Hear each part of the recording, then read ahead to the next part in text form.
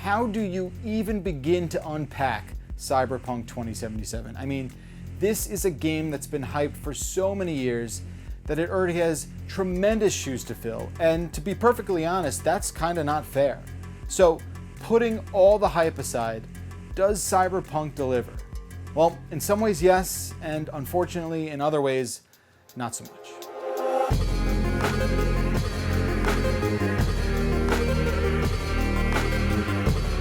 Cyberpunk 2077 is impossible to ignore and is organically interesting by nature of its amazing location and the world it has created. It's such a futuristic circus that you can't look away, and it's forcing me to keep playing simply because I'm genuinely curious of what I'll see next. But does that make it good? I think so. At its core, it's a familiar open-world first-person RPG that front-loads a ton of systems and mechanics. It tries to do so much so quickly that a lot of my time has been spent working through what everything does and figuring out if it matters. There's a dizzying amount of hacking and body modification, cyberware systems to explore, layered skill trees and perks, crafting, and even more. But all of these ultra-ambitious aspirations and spectacle results in a chaotic experience that has its fair share of glitches and can sometimes be downright clunky.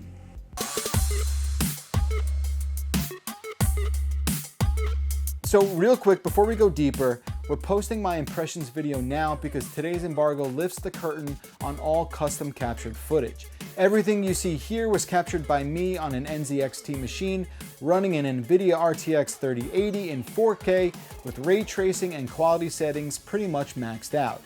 And performance-wise, that GPU combined with this game is legit, and at times absolutely jaw-dropping. I ran into a little bit of wonkiness every time I tried to view my character in a mirror, but other than that, everything looks fantastic. The lighting, the colors, the painstaking amount of detail in Night City is nothing short of remarkable. It's going to blow you away. You are bombarded with neon-soaked eye candy from every angle, and in my 20 hours of playing so far, I'm still seeing new areas that are completely different from the next, all meticulously designed and crafted. There is a very specific vision for this world, and CD Projekt Red nailed the aesthetic. Now, I'm gonna do my best to keep it spoiler-free from here on out, but just a warning that some of the plot will be discussed, and I'll also be talking a tiny bit about Keanu, so heads up. In my 20 hours or so that I've played so far, I've already had a couple bugs where I'm forced to just reload a save. Thankfully, autosaves are generously abundant. I've also seen a ton of weirdness like floating objects and characters gliding around instead of walking, enemies warping around in weird patterns, dialogue stems playing over each other, and just some general weird character model behavior. If I'm being honest, the whole thing feels a little undercooked, and it's just something you gotta know going in. CD Projekt Red says there will be another patch at launch, but I just don't know how they're gonna catch everything. And to be perfectly fair, open world RPG jank is not exclusive to this game. It affects a lot of these massive titles. But beyond all of the hiccups, what we have here is a very familiar first-person open world RPG loop built inside a setting that is undoubtedly the star of the show. Night City is wild, and let's be honest, it's super horny, like almost to the point where you can't look away from someone or something trying to bang. The character builder is, well, it's thorough, and it wasn't long before I was wishing that this game was presented in third person. And the more time I spend with it, the more I wish I had that option. First-person shooting is a huge part of the game, but not being able to see my character on screen is definitely a bummer. At the very beginning, Cyberpunk gives you the option to start as one of 3 different personas: a nomad, a street kid, or a corpo. The last one is the character I chose, to sort of kick things off with a unique prologue. It doesn't take long before you're merged onto that same storyline track that's going to drive the rest of the game, but your character choice does come back into play, giving you specific dialogue options and insight into certain plot points. So for instance, my corpo background means that I escaped and left the seedy corporation world behind, but I still carry the knowledge of that previous life with me as I go. There is a seriously dense amount of managing that you can do in this game, and you're going to be tempted to loot and collect almost everything you see. But for all the shiny objects that are scattered around the world, you start to realize that most of these things are extracurricular and don't really require your full attention. For players who want to get lost in the minutiae of choosing which sneakers are going to provide the most amount of stealth ability and armor, all that's there for you. Don't worry about that. And for those that just want to pay surface level attention to those kinds of details, there's no major disadvantage to neglecting that kind of granularity. So for example, there is an expansive hacking system built into the game, which costs you hardware points as you execute different attacks. You gain experience and can grow your expertise in the discipline, but rarely have I felt underpowered in a situation. Then of course is the cyberware system, which allows for body modification of everything from improved optics to upgraded bone composition. The list goes on.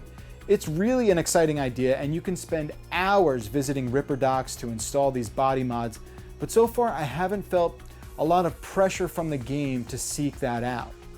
But that's what's cool, right? I mean, you can choose to invest time into discovering what interests you and what's buried inside these systems, and really decide how you want to dedicate your play. But as an overall experience, Cyberpunk sometimes fumbles its moment-to-moment flow. The problem is that it tries to do so much and throw so much at you at any given moment that it can feel like you or your character don't really have a firm grasp of what you're trying to accomplish. New jobs pop up and step on each other, side quests sometimes bomb the screen at strange moments, and random messages or calls are very frequent. It makes it tough to know what job or quest is being updated in the background. Now, for completionists, you're going to be spending a long time in the journal menus tracking everything down, but at least that's probably familiar territory.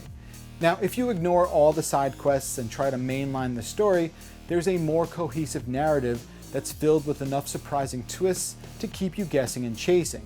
Ultimately, you are juggling 3 main progress trackers, one of which is tied to activities called street cred.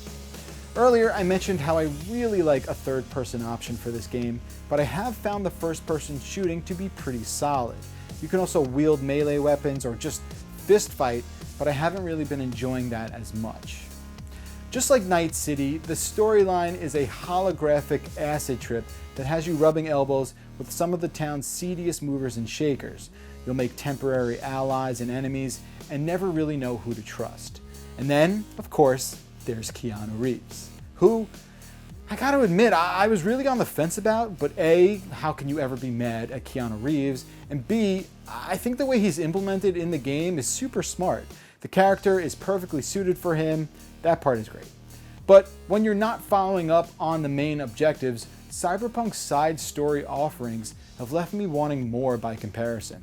There's fetch quests and criminal encounters and generic jobs for hire, but a truly engrossing sub-story arc has so far been tough to find. You open up the map and you'll see more icons than you can wrap your head around, but I'm getting the feeling it's deceiving compared to how much there truly is to do in Night City. And to that point, while the game does a great job of creating a densely detailed cyberpunk setting, sometimes a screenshot can say more about the personality of a place than walking around in it can. Sometimes this futuristic metropolis can even feel emotionally kind of empty. Again, let me stress that I'm under 25 hours in this game, and the main story quests have been the highlight so far, hands down.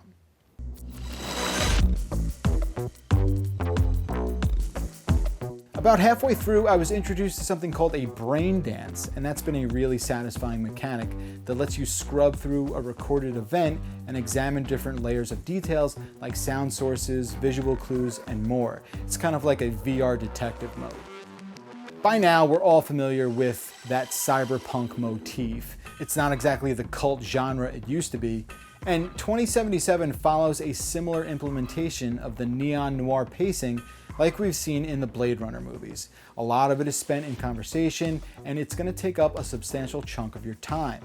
At my point in the game, though, it's tough to know how much of an impact my dialogue choices have made overall, and only a few times have I noticed a virtual fork in the road. I've been playing Cyberpunk for less than a week, and I know there's a long way to go. Anyone who's finished it at this point has not slept in 6 days. But I'd be lying if I said I wasn't enjoying the moment-to-moment spectacle of it all. So yeah, there's a lot of bugs, and it seems like, this game is sometimes fighting itself to tell you something, but it's so damn weird and fun to look at that I can see beyond the things that it doesn't do so well. Are you going to have the same reaction to this game? Maybe not. Now, just a few things to keep in mind before I go here. I am playing this on the PC, which from a fidelity standpoint is going to be the place to play it out of the gate, especially if you have the hardware. It's only going to work on PS5 and Series X with backwards compatibility, so you might see some slight improvements, but CD Projekt Red has said a true next-gen upgrade for the game will be coming later on, and we don't even have a date for that. We're also not even sure that's going to be 2021. Anyway, that's going to do it for me. Please reach out on Twitter to keep the conversation going, or let me know your thoughts on the game, because it's pretty much out right now, in the comments section below. I'm going to keep playing this thing. Stay safe, everyone. Happy holidays, and thanks for watching.